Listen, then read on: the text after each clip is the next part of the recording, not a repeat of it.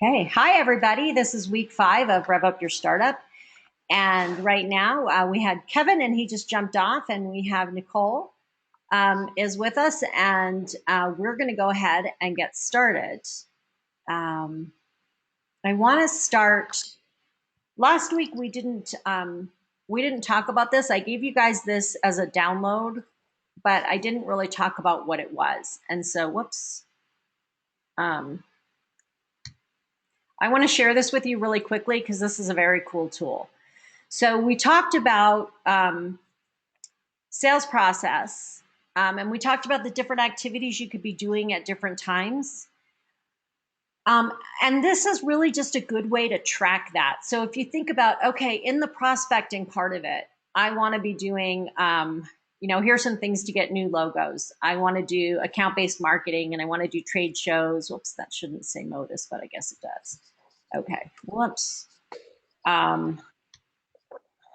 Content, paid research, ads. So these are the different kinds of things I want to do.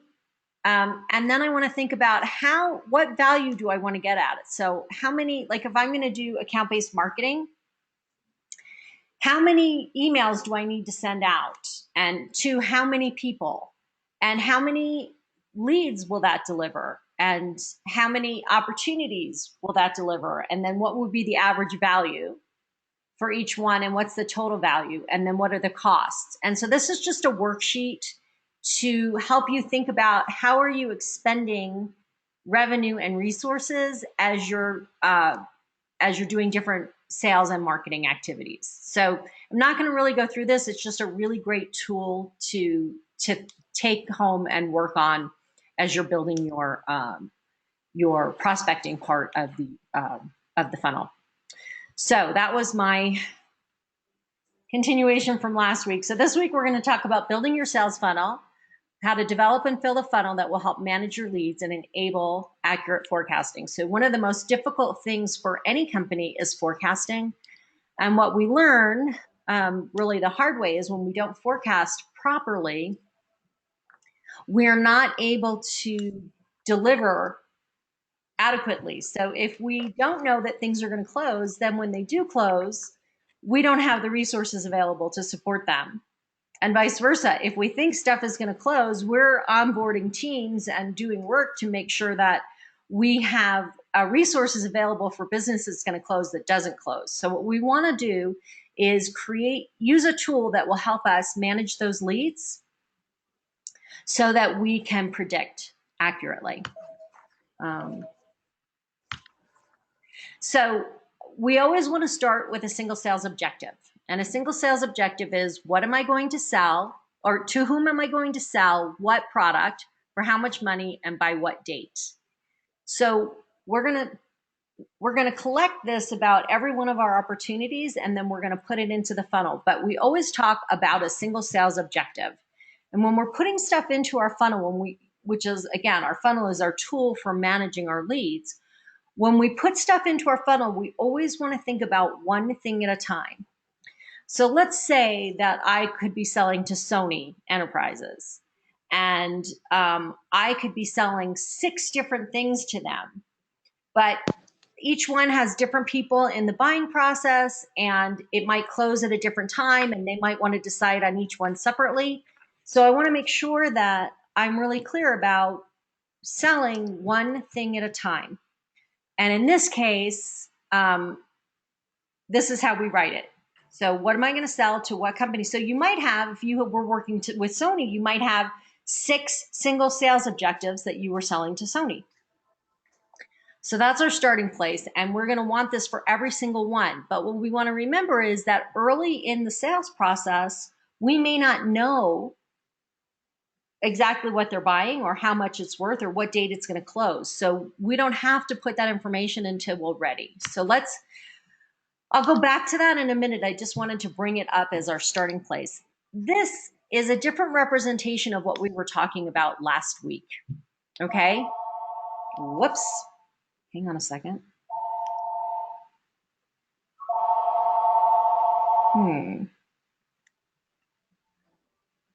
Okay. Sorry, I'm not in a place I usually work, and I'm not sure what to do about that phone, so you'll have to just hold on a second.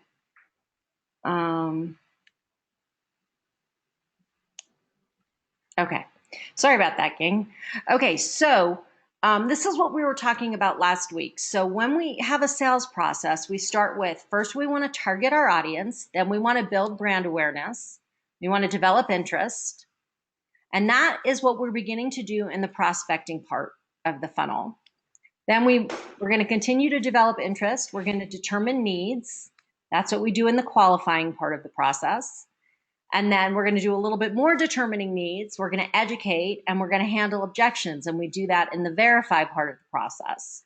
And then we're going to handle objections and close business. And we're going to do that in the close part of the business, of the funnel. So if you look at this, if you've never looked at a funnel before, you can see that it's shaped like a triangle, right? So when people often talk about having a pipeline, so that's what we're talking about. We're managing leads. And people often talk about a pipeline. So how do leads flow in through the pipeline so that we can close them? And what happens when we start thinking about a pipeline is we think about a faucet, right? So if you turn on the faucet, the leads come flowing in and we fill the glass of water, right? And we close them. But that's not really how the funnel process works.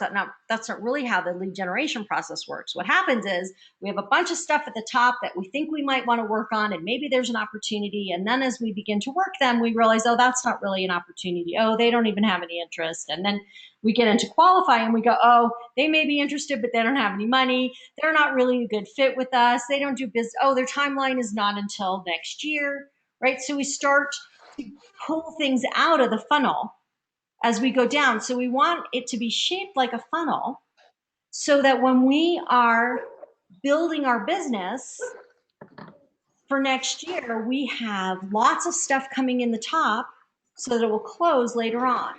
So if you think about it this way, it's sort of a ratio, right? If you have 25 things in prospect, so you've identified 25 things you want to go after, and then you begin to talk to people and you see, oh, they're not really interested. Then maybe you get down to, from 25, maybe you get 15 into qualify. And then you start talking to them and you realize they don't have a budget and they're not really interested, or it's not really a good fit. So then you get rid of maybe 5 of those, and now you have 5 in verify, right? So now we're working out the kinks. We're trying to figure out how to make this fit, trying to figure out their buying process, trying to convince them that they should buy from us, right? And during that process, you could lose 2 or 3. So that out of the 25 you started with, you might have 1 or 2 that actually closes. So we always want to make sure there's plenty going in the top of our funnel so that those 1 or 2 things can close at the bottom. And what happens when we don't do that, if we treat it like it's a pipeline, whatever's supposed to come in the top goes out the bottom, then we end up with sort of a S curve where we have stuff coming in and then it comes out. And then we have to put something in the top and then it comes out, right? So we want to always have stuff coming in the top and flowing through. So that's why we have it look like a funnel. But this is just the visual. So what we're going to do is take this funnel, this visual, and put it into practical use here in just a minute. So if we think again about yesterday or last week when we were talking about this, we were like, okay, so in my sales, this is really a representation of your sales process. So in my sales process, when I'm targeting, what activity am I doing? Well, I'm making lists, I'm seeing which things fit. Sorry. Hang on just a second.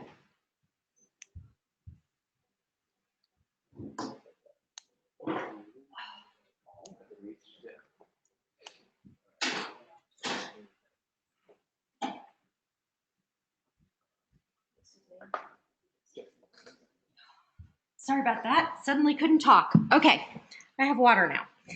So this is a representation of your sales process, as I was saying. So as we're developing interest, what activities are we doing? We're sending out blogs, we're sending out emails, we're going to trade shows, we're taking the activities that are appropriate in each stage of the funnel.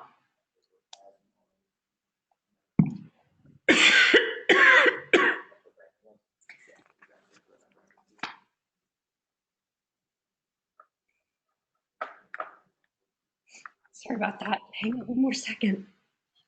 Having trouble breathing.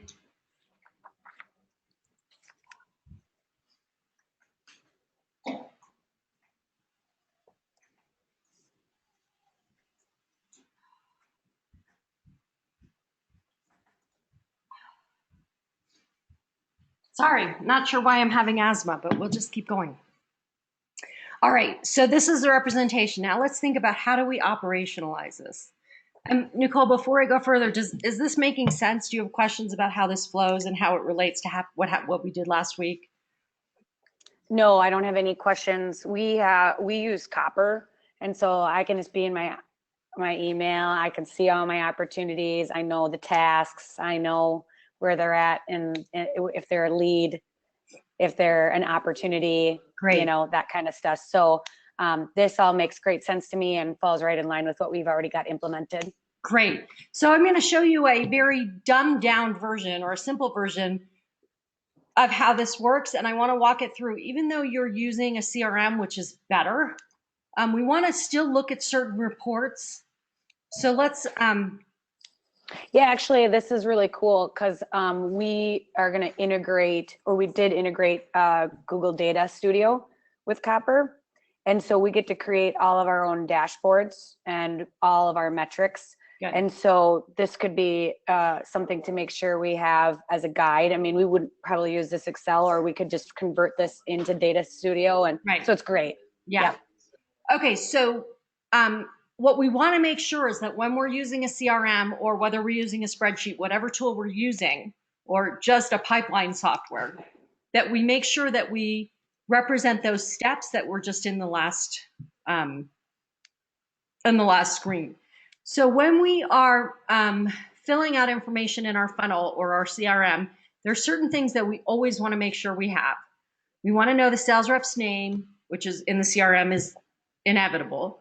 We want to know the company name. We want to know the product that we're selling, the value, the close date, the next action date, the created date, and the lead source. There's other information we may also want, but we always want this information. And here are some of the reasons.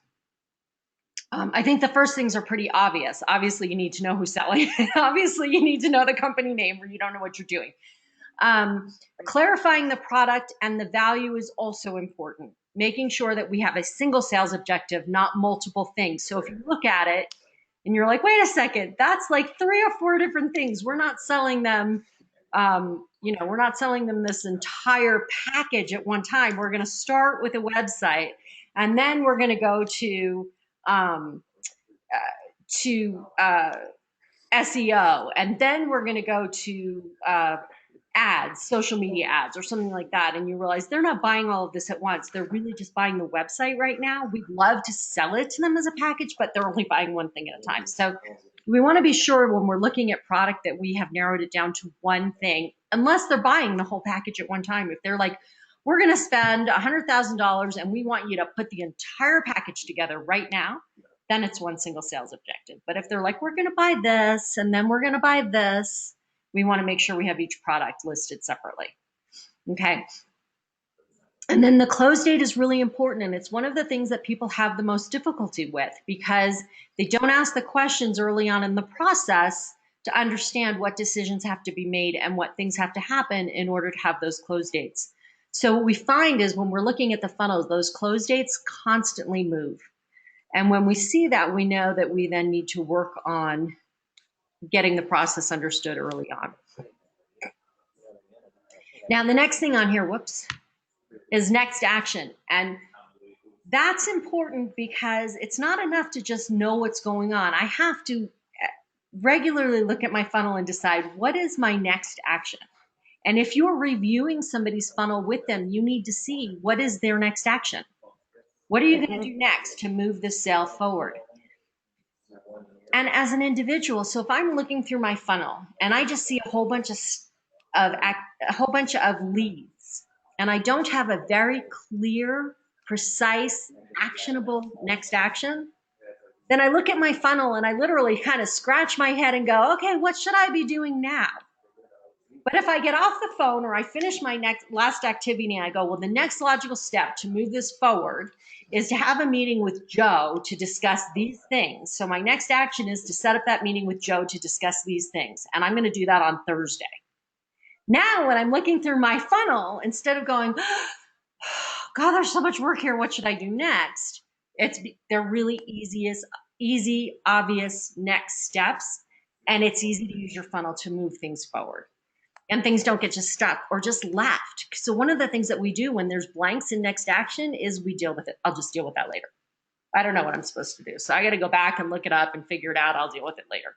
So by having the next action in there, we help ourselves constantly be taking next actions and moving sales forward and not just focusing on the stuff at the bottom. And next action date is important because then we can put that on our calendar, or we can have our CRM remind us so that it doesn't just get lost as, oh, I have all these actions, but I never got to them. Create a date is important because it helps us to understand how long something sits in the funnel. So we need to see if things are taking too long. This is a historical thing we want to keep looking at. If things are taking too long, we want to be able to go back and take a look at why was that process so slow? Or why are we typically, when we're selling this product, having an extremely long sales cycle? What are we missing? What do we need to do differently? So we always want to create a date.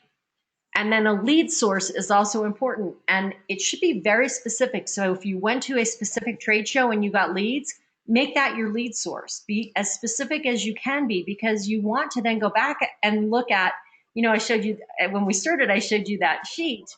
We want to look at, did this really pay off? I spent $100,000 on this trade show. How many leads actually closed? So when we're looking at the funnel and things are closing, we want to go back and look at that lead source. Where did that come from? This is a really good one. This was $100,000. Terrific. Where did I get that? Oh, funny, I got this one from there too. So we always want to be thinking about our lead source, both for marketing purposes, but also for, just understanding which kinds of leads closed, where did they come from. So I want to go back for a second before we go on to look at the actual spreadsheet. I want to go back to the sales funnel itself and think about prioritizing time. So if I can see all that stuff on my funnel and I can see all the activities, how do I prioritize and decide what to do first? So if you were looking at your funnel and all your activities, what thing would you do first? Are you asking me specifically? Yeah, since you're the only one on with me right now. Okay. Dialogue. I'm here too, Liz. Is that Ellen or Whitney? Ellen. Hi, Ellen. Glad you're here. Hi. Hi, Ellen. Hi. So usually what I do, we schedule out and we do a lot of automation with our follow-up and next steps, but then we also schedule out our tasks that land on our calendar and into our Asana. So, we prioritize based on that schedule, and then, work our way down, work our way up, however you want to describe it. So as long as you're scheduling that stuff, like you've already discussed, it's really easy to prioritize. Right. And so typically the stuff that we prioritize, that we go to first, is going to be the stuff that's in the Asana, right? Or that's in the next actions. This one's ready to close. What actions do I need to take to move it, to make sure it closes, to make sure it gets implemented, right? So that's always where we put our attention first, because that's where the dollars are right now. And we worked really hard to get there and we don't want to lose them. Right.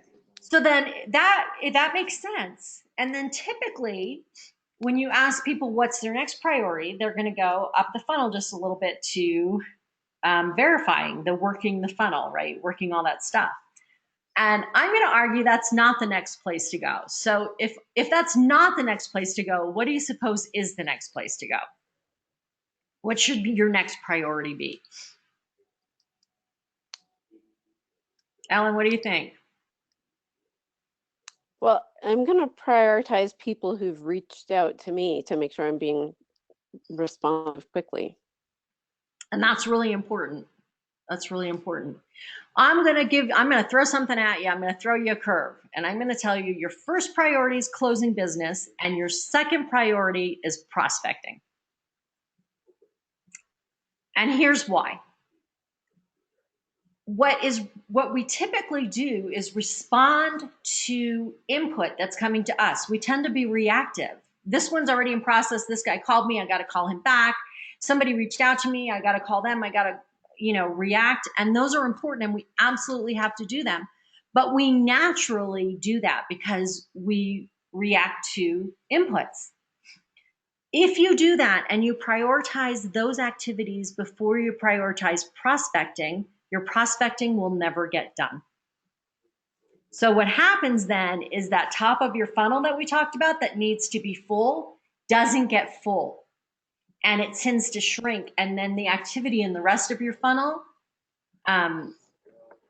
dries up. You don't have enough activity in your funnel. So when I say prioritize, I don't mean you necessarily need to spend a lot of time on it, but you do need to set aside, whether it's 15 minutes a day or an hour a week or whatever that time is, that you schedule in and prioritize. I'm not going to schedule something over this time. It's my prospecting time, and I need to make time for it. Just like you make time for your other sales time, you have to make time for prospecting. So when we look at our funnel, even though we have it in order, either from prospecting to close or from close to prospecting, we want to make sure that our priorities are, our number one priority is close, our number two is prospect, our number three is qualify, and our number four is that verify, or that covering the bases, which tends to take the majority of our time. Bouncing around, talking to all the different buying influences, making sure everybody's happy, answering all the questions, setting up meetings, right? We can fill our whole day with that. But if we don't prioritize the stuff at the top, then our funnel dries up. Does that make sense? Mm-hmm. So we absolutely need to respond to those inputs. And I'm not suggesting we put them off. They are absolutely important. We need to do them, but we have to make that time for prospecting, or it just doesn't get done. Ellen, are you with me? Yes, I struggle a little bit with how many is a full enough pipeline to make sure that I can give them the attention that they need. I made a mistake early on in my company, and where my CTO told me that he couldn't handle more prospects than I would, and I should have kept on prospecting. Because it goes down the funnel, and then something else happens that has nothing to do with you, and it delays, and etc. Right. Absolutely. And so I struggle a little bit with figuring out what's the right amount to have there, so that I'm giving everyone who's in the funnel the attention that it would require for me to progress them. So part of it is understanding your ratio, right? If you can pretty much go 1-to-1, which is never safe, then that would be an adequate funnel. But most people can't do that. So what you really have to think about is how many things in the top of the funnel, and I don't mean necessarily companies, but single sales objectives, right? So individual sales opportunities, products that you're selling. So how many of those do you need to have in the top of the funnel? How many typically qualify out? And then when you're in their meeting with them, how many get put off or go away in order to come up with one that closes? So you'll learn that over time, and as you begin to learn that, you'll be able to balance out your funnel that works for you. There's no magic ratio. Every company has a different standard. But it's so I get that it's going to come out in the numbers over the long term, but as a startup doing my initial first sales, I need some rules of thumb that I will then modify as the data comes in. But I need to start with some sort of rule of thumb. And I'm one salesperson. I'm not able to look at the data across 5 people for the last year and lots of closed deals. I'm at the beginning stages. Can I speak on that? Mm-hmm. So here's what I would do, Ellen. I would determine how many new leads I want to close per month, per week, per month, per day. I don't know what that looks like for you, but you do. And then, you know, you probably know some sort of standard conversion rate, or you can go off of some sort of small amount of history that you'd want to keep up. And then I think what my approach would be to reverse engineer the numbers. Okay, if I want to close 5 new clients this month, and I know my close rate is only 36.37% after proposal sent, that means that I need to have X amount of leads to get to the proposal spot, and then I get 36% of those proposals to close to give me that 5. Does that make sense? It absolutely makes sense, and you have way more data to have to, like, everything you said was predicated on some data that you already had that I don't have. Yeah, so Ellen, let's start here. A really good place to start would be you probably right now in your process cannot cover the bases effectively, cannot, you know, do that this verify stage of the funnel for more than 5 or 6 leads at a time. So that would be my guess. And if that's the case, then you need to have at least, for every one that closes, you need to have at least 10 coming in the top. Okay. But that may be too much for you right now, because when we talked about it, you were talking about really setting up 3 or 4 right now, right? I'm not afraid of handling more. Like I think I know how to solve for that problem if it became a problem. Okay, so in a complex sale, if you're really doing your job and talking to multiple buying influences, having meetings, taking actions to move the sale forward, doing research, handling more than 4 or 5 at that point is probably more than one person can do at this point effectively. Okay. So I would work from there. Yeah, and I think that part of why I didn't really have a number is because I don't have a good feel for how often I should be in touch, like how far out to set next step dates, what's reasonable in a complex sale, and yeah, So here's one way to think about that. I finish every meeting with an agreed upon next action. So if I actually reach a person before I get off the phone or finish walk out of the meeting, we agree on the next action and when that should happen. So the more difficult thing is when you're up at the top of the funnel and you're prospecting, and then you're like, well, how often should I reach out? mm-hmm. And that's a little bit more difficult. But if you begin to use social media, then you can begin to interact. If they're on social media, you can interact with them so that you're actually touching them without it being so intrusive, maybe. Mm-hmm. The other thing is to make sure that you're always interacting with what matters to them. So you can bother them, if you will, excuse the phrase, quite often if you're talking about what matters to them. If they're not responding, then you're not talking about what matters to them. Mm-hmm. So if you're leaving messages and they're not calling you back, they have other priorities that are more important, and you haven't hit a chord with them that makes them say, this is a priority, I need to now address this. So, and it may just be that they have other priorities that have to get addressed first. The other thing is that we know that with new leads, it can take 7 to 10 communications before they respond. So don't be hesitant to keep reaching out. Does that help? Yes, thank you. Yeah, see, there's rules of thumb in that. Yeah, there's some rules of thumb, but then everybody does need to, over time, you'll balance that and it will become your own. Mm-hmm. You'll find the right balance, but that's a really good starting place. Okay, so let's talk about the funnel itself. So if you can create a report like this from your CRM, that would be really Fabulous. And Ellen, I don't think you have a CRM yet, right? No, I haven't set that up Okay. yet. I'm sort of spreadsheets on my own. Spreadsheets are just fine. We've been using spreadsheets for years. We've just started using a CRM. So depending upon the number of leads you have and the number of people, the tools that you use become more complicated. So this is the way Miller Hyman sets up their funnel. We've been doing the same thing for years. It's pretty standard in the industry. So prospect, qualify, verify, close. Then we have closed one and lost. So that goes back to this, right? Prospect, qualify, verify, close.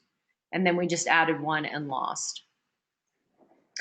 And the document that I gave you, boy, I am really just dangerous with this thing. The document that I gave you, and Ellen, I don't know, you weren't on when we figured out that the one that I uploaded to the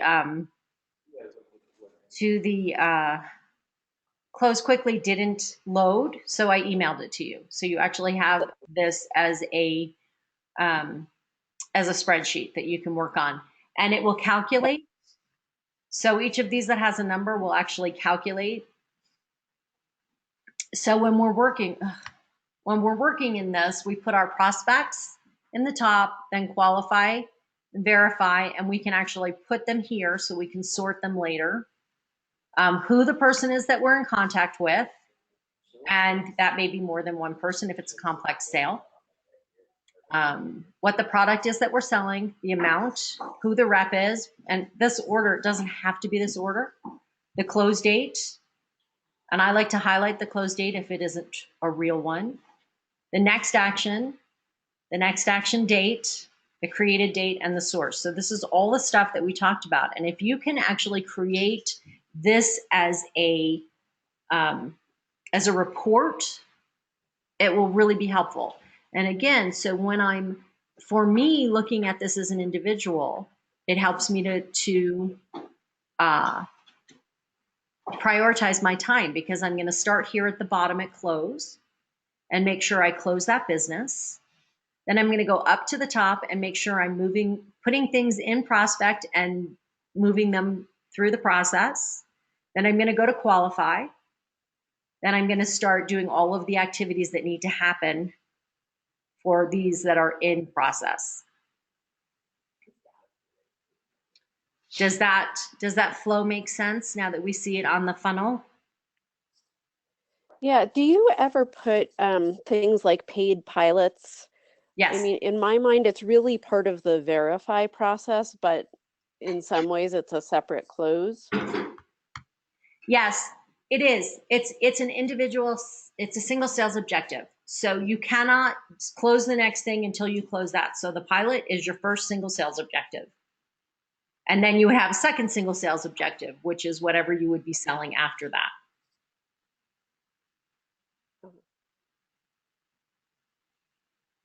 So if it's just an activity like I need to get data for them or I need to analyze data, that would just be an activity that would be part of the sales process, but it wouldn't be a single sales objective. And are sales objectives always tied to revenue? Yes. Okay.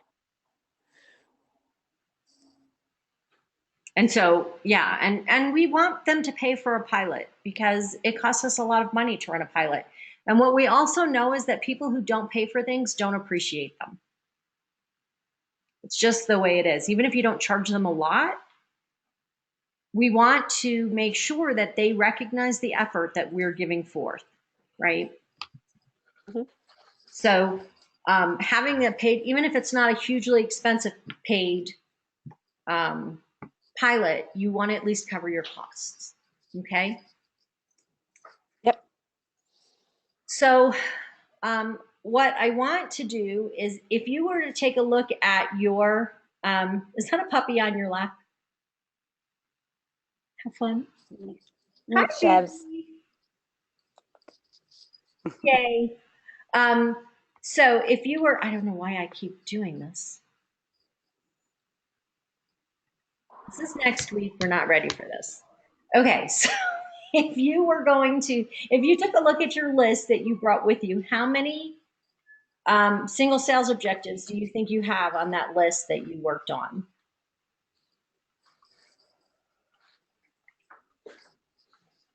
Did you get a chance to work on a list? You have yours in your, Nicole, you have yours in your system, right? Yep. Yeah, so like if I just pop out copper and I go to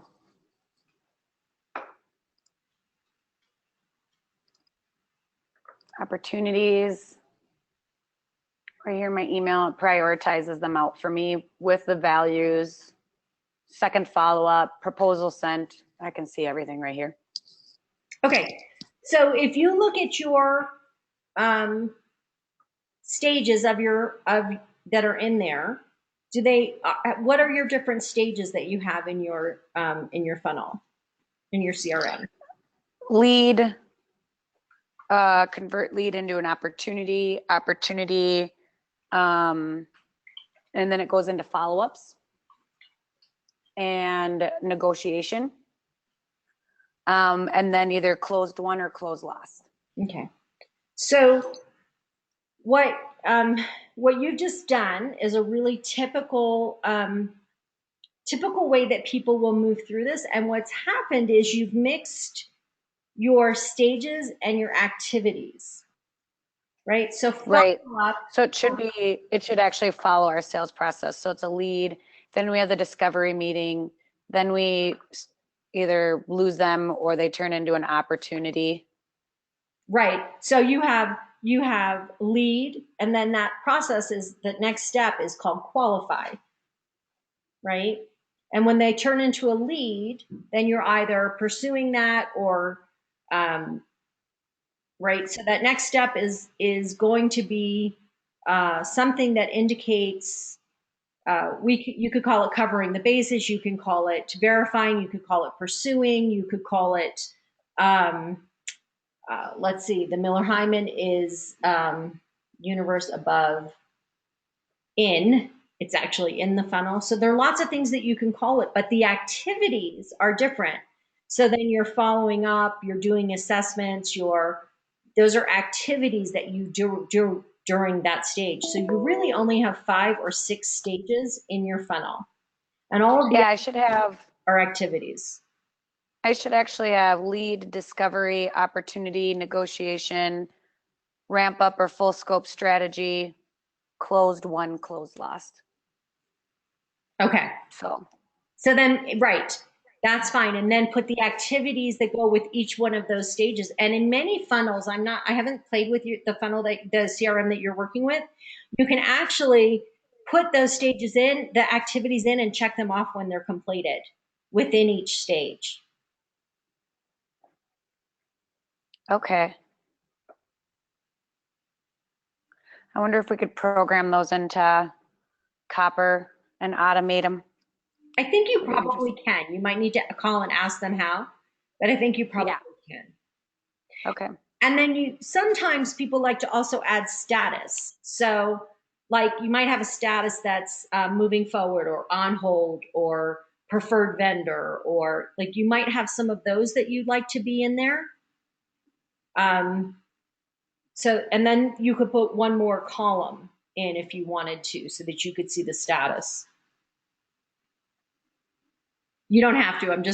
Some people like to see it that way. No, I like that. Because some of them do go on hold and they decide that they're not going to do it in person. Because our services are expensive. So we are more complex selling, multiple decision makers most of the time and bigger budgets. Right. So what we want to think about, hang on just a second, Ellen. What we want to think about is how things move through the funnel. And when they go on hold, what happens? Do I leave them where they are? Do they go back up to prospect? Do they go to lost and then I start again? You want to think about what exactly is the process that you want to use and set the criteria. These are the rules. This is what a prospect is, and this is how we define it. It moves from prospect to qualify when these activities have happened. It moves once we have qualified it, which means it meets all this criteria, then it moves into opportunity, right? So we want to really define, and that's what that sales process that we were working on before. So now we go back to that sales process and really think through, how does stuff move through the funnel? And again, when it's just you, it maybe doesn't matter as much. But when you start adding salespeople and you're looking at the funnel and everybody's defining it differently and has different things in different stages, it's really hard to understand what's the reality of the revenue that's coming in. Mm-hmm. And then the other thing that we need to define that's really important is, what does closed mean? Does it mean they signed an agreement? Does it mean you got a PO? Does it mean there's a check in your pocket? How do you define closed? And everybody needs to agree on that. It isn't closed until. Like with us, it isn't closed until the check arrives. That's when we have half the time they don't, we're like still searching for a contract after we get the check. So, what exactly is your order? What exactly is your process? And make sure it's clearly defined and everybody knows what moves from one stage to the next. And then Ellen, I think I cut you off. Were you asking me a question before? No. Okay. So, and then we want to think about once you've won it, make sure that next stage of your process is complete. What needs to happen next? Who jumps in? And then remember too that the best business that you have comes from happy customers. So what are you doing? If you sold them this package, then what's the next upsell that you can sell them, and put that in the top of your funnel so that you're moving that through and working it. Okay. So that's basically what I have to share with you on funnel. Do you guys have any questions or thoughts about how that works or how you would use it?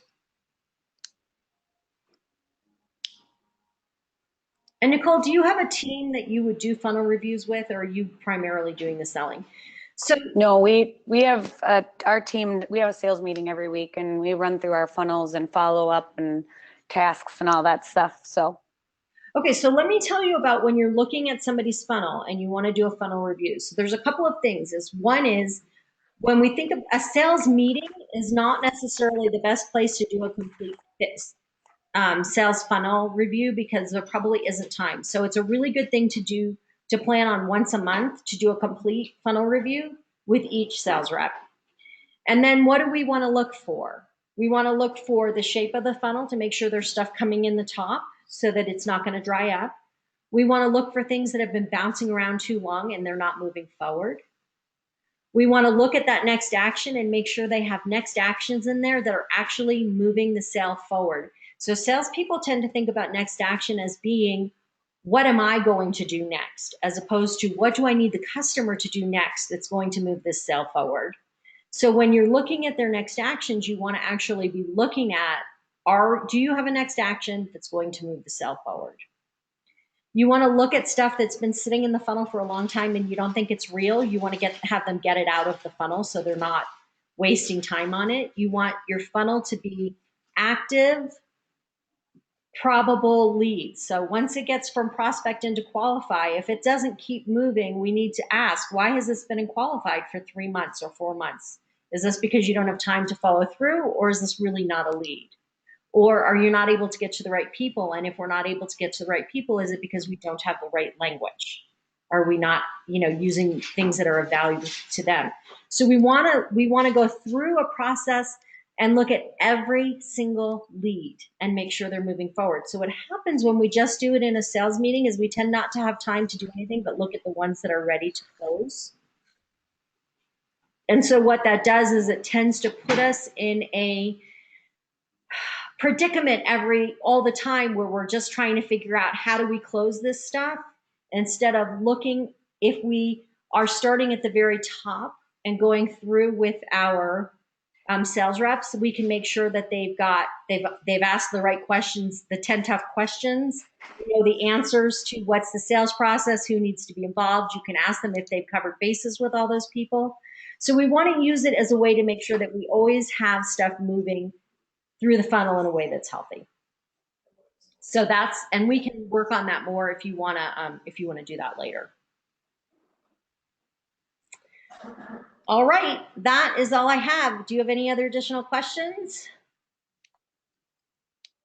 I don't at this time. Okay. Alan, do you have any questions? I think I'm good. I assume that the recording goes up pretty quickly because I want to catch the beginning that I missed. It will. Last week's I'm just going to put up now because I couldn't get it in, but I will put this up as soon as I have to convert it. It takes like 30 minutes to convert and then I'll put it up. Sounds good. Thanks. And then I have the office hours set for Tuesday. If you want to just pop in, you're welcome to pop in anytime during that hour and a half. Okay. Thank Okay. you. All right. I'll talk to you guys later. Have a great day. You Thanks. too. Bye. Thank you. Bye-bye.